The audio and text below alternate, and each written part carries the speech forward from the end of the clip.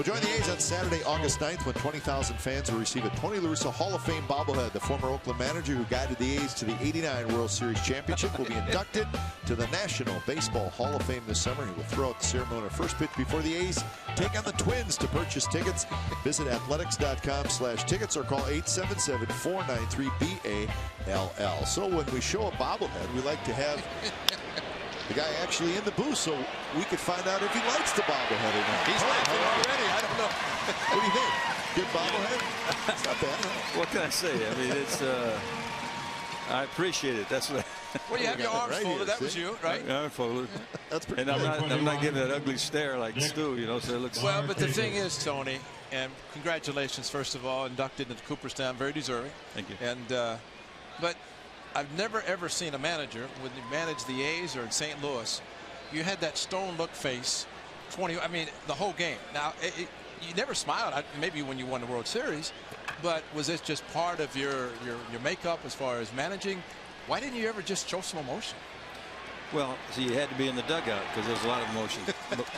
But I didn't ever want to do is put on a show for television. So I go in the runway, and no, emotion is an important part of it. But the one thing about it, if you're ahead, you wanted to keep the club thinking we got to keep pushing. If you're behind, you don't want to act like, you know, hey, the thing is over. So, but mostly I was just really concerned about what was going to happen next, and I was grinding my butt off. Well, we knew that. We had your ace closer up here last night. Now you have to explain. We heard his side of him becoming a closer. Let's hear your side. Well, I give, if he wants to blame anybody, blame Dunk. If it was a good move, I take the credit. No, it was really one of those lucky things that happens. We got him in '87 because we thought that everybody in our rotation might get hurt, and they all got hurt. So we were looking for starter protection, and they found Eck.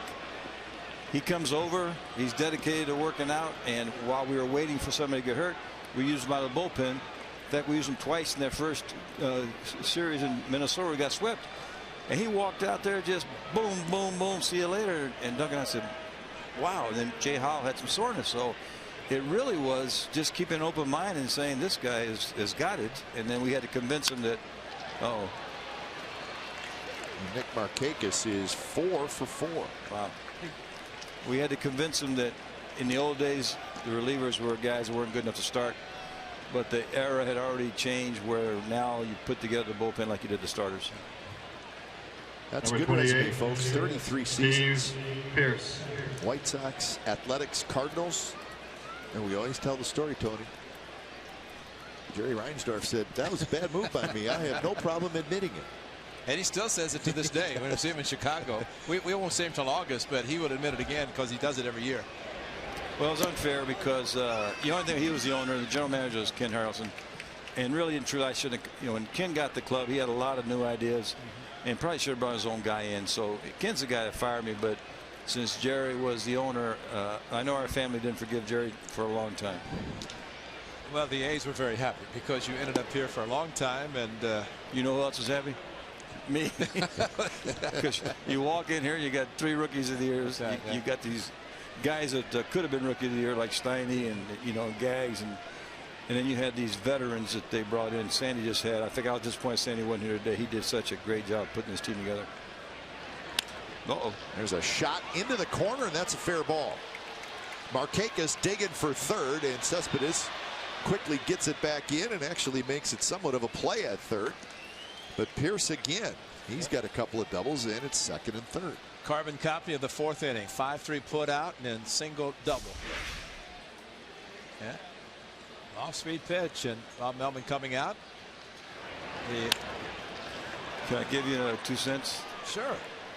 As a manager, I always worried about the emotional pregame as a distraction.